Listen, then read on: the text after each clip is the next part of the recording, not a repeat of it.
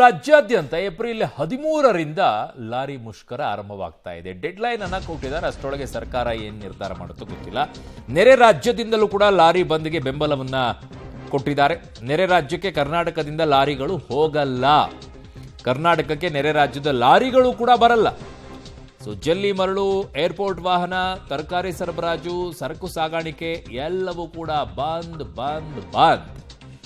ಯಾವುದು ಕೂಡ ಈಗ ಸದ್ಯಕ್ಕಿರೋದಿಲ್ಲ. ಏಪ್ರಿಲ್ 13ರ ಮಧ್ಯರಾತ್ರಿಯಿಂದಲೇ ಲಾರಿ ಬಂದ್ಗೆ ಕರೆಯನ್ನ ಕೊಟ್ಟಿದ್ದಾರೆ. ಸರ್ಕಾರಕ್ಕೆ ಡೆಡ್ಲೈನ್ ಅನ್ನ ಕೂಡ ಕೊಟ್ಟಿದ್ರು. ಸರ್ಕಾರ ಈ ನಿಟ್ಟಿನಲ್ಲಿ ಯಾವುದೇ ರೀತಿಯಾದಂತಹ ಹೆಜ್ಜೆಯನ್ನ ಹಿಂದೆ ಇಡಲಿಲ್ಲ. ಅವರು ನಾವು ಮಾಡಿದ ಸರಿ ಅನ್ನುವಂಥ ವಾದದಲ್ಲೇ ಇದ್ದಾರೆ. ಹಾಗಾಗಿ ಲಾರಿ ಮಾಲೀಕರು ಕೂಡ ನಾವು ಬಂದ್ ಮಾಡ್ತೀವಿ ನೋಡ್ಕೊಳ್ಳಿ ಅಂತ ಹೇಳಿ ನೆರೆ ರಾಜ್ಯದಿಂದ ಲಾರಿ ಬಂದ್ಗೆ ಬೆಂಬಲ ಸಿಕ್ಕಿದೆ. ದೆಹಲಿ, ಆಂಧ್ರ, ಕೇರಳ, ಪುದುಚೇರಿ ಸುಮಾರು 40,000 ವಾಹನಗಳು ಬಂದ್ ಆಗಲಿವೆ. ಸರಕು ಸಾಗಾಣಿಕೆ, ತರಕಾರಿ, ದಿನಸಿ ಸಾಗಾಟ ಇವೆಲ್ಲವೂ ಕೂಡ ಬಂದ್ ಮಾಡಲಿದ್ದಾರೆ ಲಾರಿ ಅಸೋಸಿಯೇಷನ್ ಅವರು. ಸೊ ಹಾಗಾಗಿ ಅಲ್ಲಲ್ಲೇ ಒಂದಿಷ್ಟು ಸಮಸ್ಯೆಗಳಾಗಬಹುದು. ಸುಮಾರು 6 ಲಕ್ಷ ವಾಹನಗಳು ಸ್ತಬ್ಧವಾಗುತ್ತೆ ಅಂತ ಹೇಳ್ತಾ ಇದ್ದಾರೆ. ಜೊತೆಗೆ ಏಪ್ರಿಲ್ 14ರಿಂದ ಜಲ್ಲಿ, ಮರಳು, ಸಿಮೆಂಟ್ ಸಾಗಾಟ ಕೂಡ ಬಂದ್ ಆಗಲಿದೆ. ಸೊ ಪರ್ಯಾಯವಾಗಿ ಮನೆ ಕಟ್ಟುವಂಥವ್ರು ಏನು ವ್ಯವಸ್ಥೆ ಮಾಡ್ಕೊಳ್ಬೇಕು ಮಾಡ್ಕೊಳ್ಳಿ.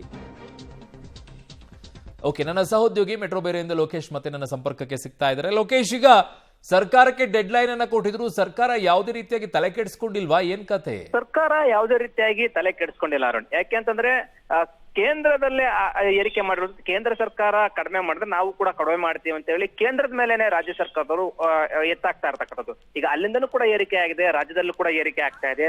ಡೀಸೆಲ್ ಬೆಲೆ ಏರಿಕೆಯಿಂದಾಗಿ ಸಾಕಷ್ಟು ತೊಂದರೆಗಳಾಗ್ತಾ ಇದೆ. ನಾವು ಮಾಡ್ತಕ್ಕಂತ ಸರಕು ಸಾಗಣೆಯಲ್ಲೇನೆ ಅದು ಏನು ವರ್ಕೌಟ್ ಆಗ್ತಾ ಇಲ್ಲ. ಈಗಿರ್ಬೇಕಾದ್ರೆ ಡೀಸೆಲ್ ಬೆಲೆ ಏರಿಕೆಯಿಂದಾಗಿ ಸಾಕಷ್ಟು ನಷ್ಟಕ್ಕೆ ಒಳಗಾಗ್ತೀವಿ ಅಂತ ಹೇಳಿ ಲಾರಿ ಅಸೋಸಿಯೇಷನ್ ಅವರು ಡೀಸೆಲ್ ಬೆಲೆ ಏರಿಕೆ ಆದ ಬಳಿಕ ಸಾಕಷ್ಟು ಸಭೆಗಳನ್ನ ಮಾಡ್ತಾ ಇದ್ರೆ. ಜಿಲ್ಲಾ ಘಟಕಗಳಲ್ಲಿ ಸಭೆಗಳನ್ನ ಮಾಡಿ ಬಂದ್ಗೆ ಬೆಂಬಲವನ್ನ ಕೋರ್ತಾ ಇದ್ರು. ಈಗ ಹೊರ ರಾಜ್ಯಗಳಿಂದ ಕೂಡ ಈಗ ಬಂದ್ಗೆ ಬೆಂಬಲ ಸಿಕ್ಕಿದೆ.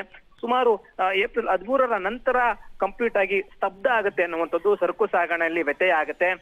ಮೂಲಭೂತ ಸೌಕರ್ಯಕ್ಕೆ ಬೇಕಾದಂತ ಸರಕು ಸಾಗಣೆ ಅವುಗಳು ಕೂಡ ಸಮಸ್ಯೆ ಆಗುತ್ತೆ. ಮನೆ ನಿರ್ಮಾಣಕ್ಕೂ ಕೂಡ ತೊಂದರೆ ಆಗುತ್ತೆ. ಈ ನಿಟ್ಟಿನಲ್ಲಿ ಡೆಡ್ ಲೈನ್ ಕೊಟ್ಟಿದ್ದಾರೆ 13ನೇ ತಾರೀಕುವರೆಗೂ. ಸರ್ಕಾರ ಅಲ್ಲಿವರೆಗೂ ಕೂಡ ಎಚ್ಚೆತ್ತು ಏನಾದ್ರೂ ಒಂದು ಪರಿಹಾರವನ್ನ ಮಾಡ್ಬೇಕಾಗತ್ತೆ. ಇಲ್ಲದೆ ಹೋದ್ರೆ ದೊಡ್ಡ ಮಟ್ಟದಲ್ಲಿ ಎಫೆಕ್ಟ್ ಆಗುವ ಸಾಧ್ಯತೆ ಇದೆ. ಯಾಕೆಂತಂದ್ರೆ ಬೇರೆ ಬೇರೆ ರಾಜ್ಯಗಳಿಂದ ಸಪೋರ್ಟ್ ಕೊಟ್ಟಿರೋ ಹಿನ್ನೆಲೆಯಲ್ಲಿ ಆ ಕಡೆಯಿಂದ ಲಾರಿಗಳು ಇಲ್ಲಿಗೂ ಬರಲ್ಲ, ಇಲ್ಲಿಂದ ಬೇರೆ ಕಡೆಗೂ ಹೋಗಲ್ಲ ಅಂತಂದ್ರೆ ಅಲ್ಲಿಗೆ ಸರಕು ಸಾಗಣೆ ವ್ಯತ್ಯಯ ಆಗಿ ಜನರಿಗೆ ಸಮಸ್ಯೆ ಆಗುವ ಸಾಧ್ಯತೆ ಇದೆ. ಜೊತೆಗೆ ಸರ್ಕಾರದ ಮೇಲೂ ಕೂಡ ದೊಡ್ಡ ಮಟ್ಟದಲ್ಲಿ ಹೊಡೆತ ಬೀಳುವ ಸಾಧ್ಯತೆ ಇದೆ. ಆದಾಯದಲ್ಲಿರುವುದು ಮತ್ತೆ ರೆವಿನ್ಯೂ ಕೂಡ ಸಮಸ್ಯೆ ಆಗುವ ಸಾಧ್ಯತೆ ಇರುವಂತದ್ದು. ಅರುಣ್. ಓಕೆ ಲೋಕೇಶ್, ನಿಮ್ಮೆಲ್ಲ ಮಾಹಿತಿಗೆ ಧನ್ಯವಾದಗಳು.